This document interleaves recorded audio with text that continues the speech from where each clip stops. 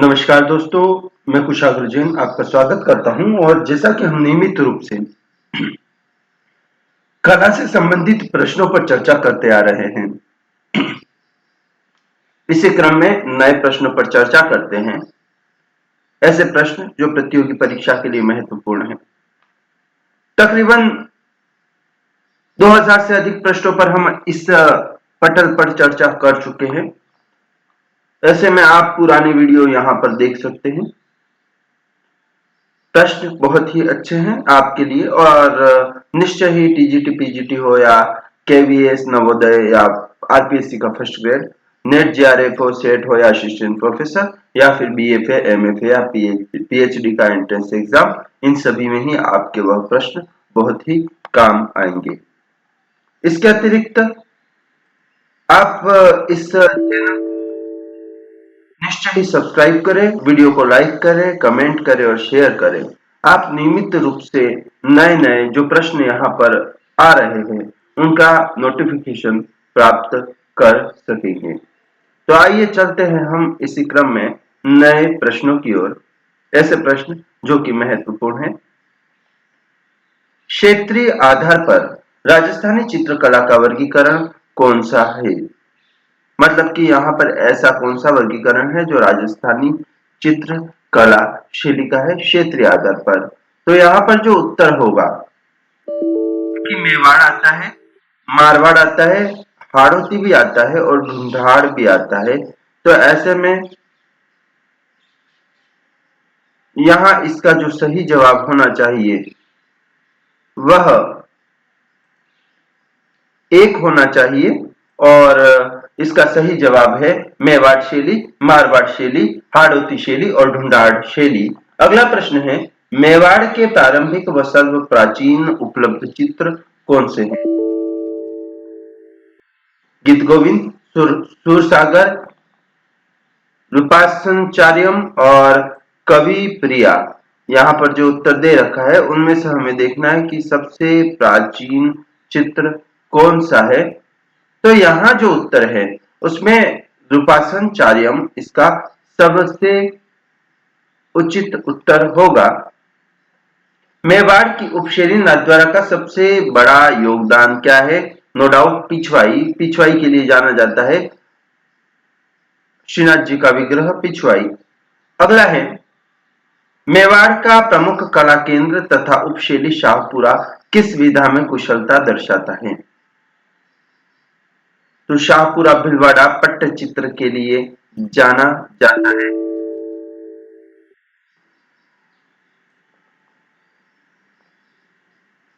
लेकिन वह पट्टचित्र कौन से हैं? तो पट्टचित्र कपड़े पर बने पट्टचित्र है और ऐसे में यहां पर हम कहेंगे फड़ चित्र। शाहपुरा भीलवाड़ा फड़ चित्र के लिए जाना जाता है क्योंकि कुंडली भी हो जाती है, उसको कुंडलित भी कर सकते हैं, लेकिन मूलतः जो बात आती है उसको हम जिस नाम से जानते हैं फड़, और यहाँ पर फड़ चित्रण के लिए हम मानेंगे। अगला है, राधा के रूप में बड़ी ठनी का चित्रण किशनगढ़ के किस समय में प्रारंभ हुआ? यह भी प्रसिद्ध प्रश्न, नागरीदास या सावंत सिंह के समय में। किशनगढ़ का कौन सा शासक नागरीदास के रूप में प्रसिद्ध हुआ? सावंत सिंह। जोधपुर शैली में लोक कथाओं का कौन सा प्रेमी युगल सर्वाधिक चित्रित है? डोला मारू। डोला मारू का चित्रण सर्वाधिक देखने को मिलता है। बूंदी महल की रंगशाला क्यों प्रसिद्ध है? बूंदी महल की रंगशाला भित्ति चित्रों के लिए प्रसिद्ध है। आला गीला तकनीक से बनाए गए भित्ति चित्र जो वास्तु का भाग ही बन गए हैं और राजस्थान में कहाँ चित्रित किए गए हैं? तो जयपुर में आला गीला या आरआईएस तकनीक के काफी चित्र देखने को मिलते हैं। पंजाब और हिमालय की खूबसूरत वादियों में 16वीं सदी के उत्तरार्ध में कौन सी कला विकसित हुई? पहाड़ी शैली। पहाड़ी शैली के नाम से जाना जाता है। पहाड़ी चित्रकला में अनेक उपशैलियां दृष्टिगत होती है, जिनमें से कौन सी शैली महत्वपूर्ण व सुप्रसिद्ध है? तो इसका उत्तर हो जाएगा कांगड़ा शैली। पहाड़ी चित्रकला की प्रधान विषय वस्तु वैष्णववाद के साहित्य से प्रेरित थी। तो ये कौन से इसका सही विकल्प है? तो इसका सही विकल्प है नायक नायिका भेद। 1952 में डब्ल्यू.जी. आर्चर ने पहाड़ी चित्रकला की विविध शैलियों को शोधपूर्ण व विश्लेषणात्मक अध्ययन में अपनी किस पुस्तक के माध्यम से प्रस्तुत किया? तो डब्ल्यू.जी. आर्चर की जो पुस्तक है Indian painting in the Punjab hills, यह पुस्तक है। भारतीय कला में धातु मूर्ति शिल्प का सर्वप्राचीन उदाहरण कौन सा है? तो यह उदाहरण हो जाएगा नर्तकी, जो कि सिंधु घाटी सभ्यता की है। सारनाथ का सिंह स्तंभ किस सम्राट द्वारा बनवाया गया? सारनाथ का सिंह स्तंभ अशोक द्वारा बनवाया गया है। मैं काफी पहले से प्रश्न करवा रहा हूँ और उसमें काफी बार इस संबंध में मैं उल्लेख कर चुका हूँ। एलिफेंटा के मंदिरों में कौन से भगवान की मूर्ति मुख्य रूप से बनी हुई है? एलिफेंटा जो कि काफी प्रसिद्ध है, उसमें शिव जो है त्रिमूर्ति और ऐसी भी कई देखने को मिल जाते हैं और यह शिव से संबंधित है। एलिफेंटा की गुफाएं किस द्वीप पर है? तो एलिफेंटा जो है वह दारापुरी के नाम से भी जाना जाता है। मूर्तियों पर असाधारण चमक को किस युग की विशेषता थी? तो ये जो ओक की बात आती है वह मौर्यकालीन विशेषता है। सांची स्तूप की कला किस धर्म से संबंधित है? सांची स्तूप का संबंध जो है वह बौद्ध धर्म से है। तो इसका उत्तर हो जाएगा बौद्ध धर्म। बरहुत स्तूप का अन्वेषण किसने किया? बरहुत स्तूप का अन्वेषण अलेक्जेंडर कनिंघम ने किया है। गांधार मूर्तिकला के लिए कौन सा प्रस्तर काम में लिया गया है? गांधार, तो गांधार वैसे भी फेमस है। यहाँ की गुफा जो मूर्तियां है उनको नष्ट करने का प्रयास भी किया गया है, ऐसा मैंने पहले भी बता चुका हूँ। और यहाँ पर काला शिष्ट पत्थर जो है वह काला स्लेटी पत्थर जिसे कहते हैं वह यहाँ पर काम में लिया गया है। मथुरा शैली में मूर्ति निर्माण हेतु किस पत्थर का प्रयोग किया गया है? तो लाल बलुआ पत्थर। इसके बारे में मैं पहले भी बता चुका हूँ। आंध्र प्रदेश के गुंटूर जिले में अमरावती का स्तूप किस नदी के किनारे स्थित है? तो यह स्तूप कृष्णा नदी के किनारे स्थित है। उत्तरी भारत की कला में सभी धार्मिक समुदायों की दृष्टि से साधारणतः किस युग की कला को शास्त्रीय चरमोत्कर्ष व स्वर्ण युग के रूप में स्थान दिया जाता है? और इसका सही जवाब है गुप्त काल। सुल्तानगंज के बुद्ध की आदमकद प्रतिमा किस काल की है? और इसका उत्तर हो जाएगा गुप्त काल की है। राजस्थान में ब्लू पोटरी के पर्याय के रूप में किस कलाकार को जाना जाता है? कृपाल सिंह शेखावत। यहाँ पर है प्रश्न, अगला चित्रकार कृपाल सिंह शेखावत को भारत सरकार द्वारा पद्म पुरस्कार किस वर्ष में प्रदान किया गया? 1974 में। कृपाल सिंह शेखावत ब्लू पोटरी के पिता ने 1960 के दशक में अपने निवास पर एक संस्था आरंभ की जिसका नाम है, तो इसका नाम है यहाँ पर सिंह कुंभ, कृपाल कुंभ, महाकुंभ, इनमें से कोई नहीं दे रखा है और इसका सही नाम है कृपाल कुंभ। किस चित्रकार को भीलों का चितेरा उपनाम से जाना जाता है? ये मैं पहले भी बात कर चुका हूँ। गोवर्धन लाल जोशी बाबा को भीलों का चितेरा के नाम से जाना जाता है। गोवर्धन लाल जोशी बाबा का जन्म कहाँ पर हुआ? काकरोली, उदयपुर में। भैंसों का चितेरा किसे कहा जाता है? भैंसों का चितेरा परमानंद चोयल को। इस प्रश्न पर भी मैं पहले बात कर चुका हूँ। परमानंद चोयल का जन्म कहाँ हुआ है? 1924 कोटा। 1924 कोटा। राजस्थान ललित कला अकादमी ने भवानी चरण गोई की कला पर एक लघु चित्र का निर्माण किया, यह किस वर्ष में हुआ है? 1990 में। देवकीनंदन शर्मा द्वारा वनस्थली विद्यापीठ में भित्ति चित्रण का प्रारंभ कब करवाया गया? 1953 में। भूरसिंह शेखावत की प्रमुख शैली है? भूरसिंह शेखावत काफी प्रसिद्ध कलाकार है और इनकी यथार्थवादी शैली प्रचलित रही है। गुरसिंह शेखावत 52 वर्ष की कम आयु में किस वर्ष परलोक सिधारे? थोड़ा सा लीक से अलग हटके प्रश्न, याददाश्त पर आधारित प्रश्न। 1966। चित्रकार राम जायसवाल का जन्म कहाँ हुआ है? राम जायसवाल का संबंध मथुरा से है। राजस्थान ललित कला अकादमी द्वारा राम जायसवाल को कलाविद सम्मान कब दिया गया? 1996 में। चित्रकार सुरेश शर्मा राजस्थान के किस जिले में जन्म हुआ है? तो सुरेश शर्मा का जो जन्म है वह भी कोटा में ही हुआ है। अल्तामिरा गुफाओं का द्वार सर्वप्रथम किसने देखा? तो अल्तामिरा जो है उसका द्वार सबसे पहले एक मानव शास्त्री एंथ्रोपोलॉजिस्ट ने देखा था। अल्तामिरा की छत के चित्रों को सर्वप्रथम किस बालक ने देखा? मारिया सातुओला इसका सही उत्तर है।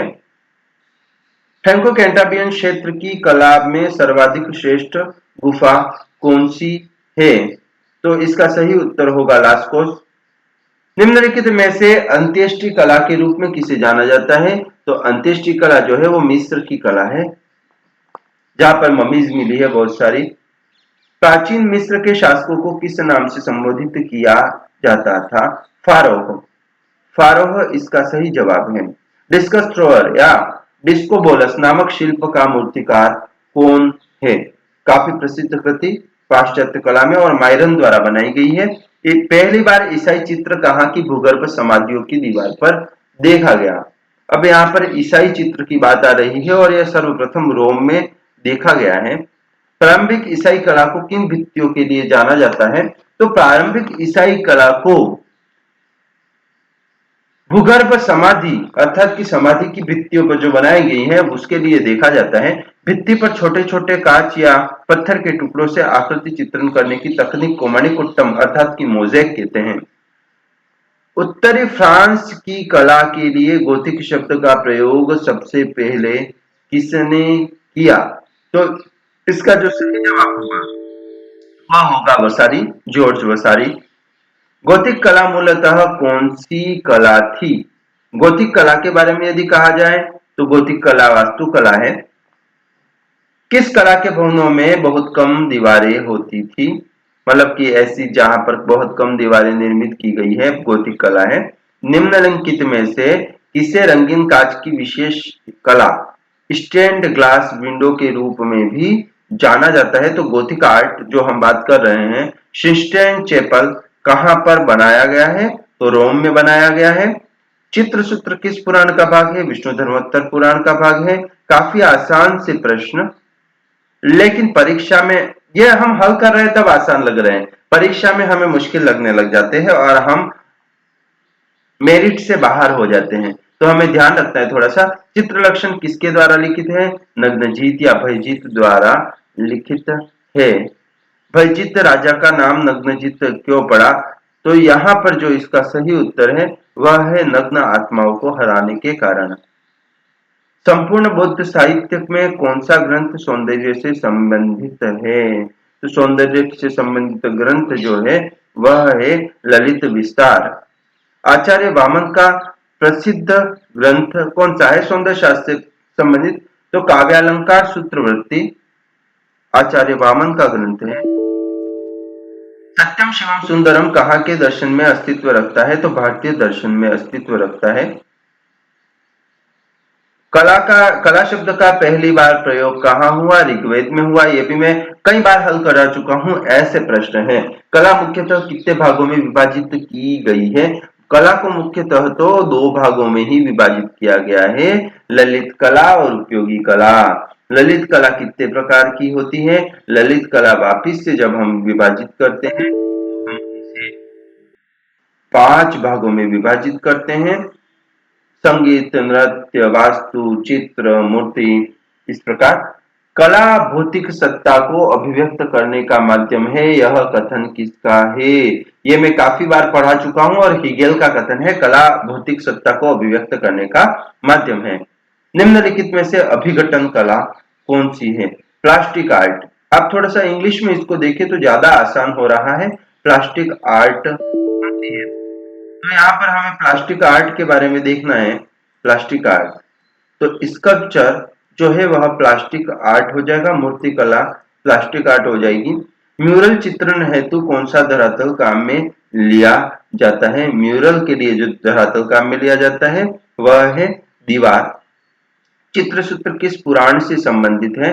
यह प्रश्न रिपीट हो चुका है। विष्णु धर्मोत्तर पुराण से संबंधित है, क्योंकि मैं इसलिए कह रहा हूं, यहाँ पर देख सकते हैं हम, ये रहा प्रश्न, चित्रसूत्र किस पुराण का भाग है? तो 129 प्रश्न है और यही प्रश्न यहाँ पर फिर से रिपीट हुआ है। चित्रसूत्र किस पुराण से संबंधित है? तो ऐसा भी बहुत सारी बार परीक्षा में हो जाता है। चित्रसूत्र में कितने अध्याय हैं? तो 9। बहुत आसान प्रश्न, मतलब कि आप आसानी से इसे हल कर सकते हैं। मेरे दोस्तों, ये पेपर 75 नंबर का था और 60 नंबर आप आसानी से ला सकते थे। एक कला सृजन में यांत्रिकी कौशल के क्रियान्वयन को क्या कहते हैं? तो तकनीक, कला सृजन में यांत्रिकी कौशल के क्रियान्वयन को तकनीक कहते हैं। मैकेनिकल स्किल को टेक्निक कहते हैं। भित्ति चित्रण की तकनीक जिसमें गीले प्लास्टर पर रंगों का प्रयोग किया जाता है, फ्रेस्को ब्रूनो टेक्निक कहलाती है। बहुत आसान से प्रश्न। निम्नलिखित में से भित्ति चित्रण की कौन सी तकनीक है? भित्ति चित्रण की तकनीक फ्रेस्को सेको और फ्रेस्को ब्रूनो यहाँ पर आएगी। बाकी कोलाज और कोलाज जो है वो पेंटिंग से संबंधित है ही। ग्लेजिंग और आला गीला में से ग्लेजिंग है वो थोड़ा अलग हो जाता है, तो इस तरीके से हमको ध्यान रखना है। जिसमें रंगों के साथ मोम मिलाकर प्रयुक्त किया जाता है उसे एनकास्टिक कहते हैं। एनकास्टिक, ये याद रखना है, रंगों के साथ मोम मिलाकर प्रयुक्त किया जाता है, एनकास्टिक कहते हैं। एक चित्र में क्षितिजीय रेखा क्या दर्शाती है? चित्र में क्षितिजीय रेखा शांति दर्शाती है, तो यहाँ पर हमें करना है शांति। कला में प्रवाह का तात्पर्य है। कला में प्रवाह का क्या तात्पर्य है? तो यहाँ पर कला में प्रवाह के तात्पर्य की बात करेंगे तो चित्र के किसी भी संयोजन में आंखों का अबाध गति से जो विचरण है वह कला कहलाता है। आंखों में कौन सा स्नायु रंगों का अनुभव करता है? तो ऐसे में आंखों में जो रंगों का अनुभव होता है वह होता है अक्षपटल पर, अर्थात कि रेटिना पर होता है। कौन सा रंग प्रकाश की अधिकतम मात्रा रखता है? तो यहाँ पर जो प्रकाश की अधिकतम मात्रा रखने वाले रंगों के नाम दिए गए हैं उसमें पीला नाम जो है वह सही होगा। ये थे कुछ प्रश्न। निश्चय ही आपको यह श्रृंखला पसंद आती है और आप नियमित रूप से आपके जवाब मुझे प्राप्त होते रहते हैं, इसके लिए धन्यवाद। और हम फिर आएंगे नए प्रश्नों के साथ। आप इसे लाइक करें, कमेंट करें, शेयर करें और चैनल को सब्सक्राइब करें ताकि आप नोटिफिकेशन प्राप्त कर सके। आप सभी को धन्यवाद। अलविदा, फिर मिलेंगे नए प्रश्नों के साथ।